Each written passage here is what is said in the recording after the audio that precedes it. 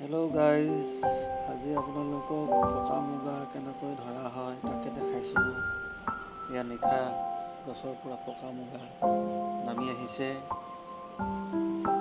এটা এটাকৈ নামি আহিছে। এইবিলাক ধৰা হৈছে আজি। এইবিলাক লৈ গৈ গছৰ শুকান পাতৰ জালি বনাই থোৱা হৈছে, তাতে দিয়া হ'ব। তাত বাঁহ বান্ধিব।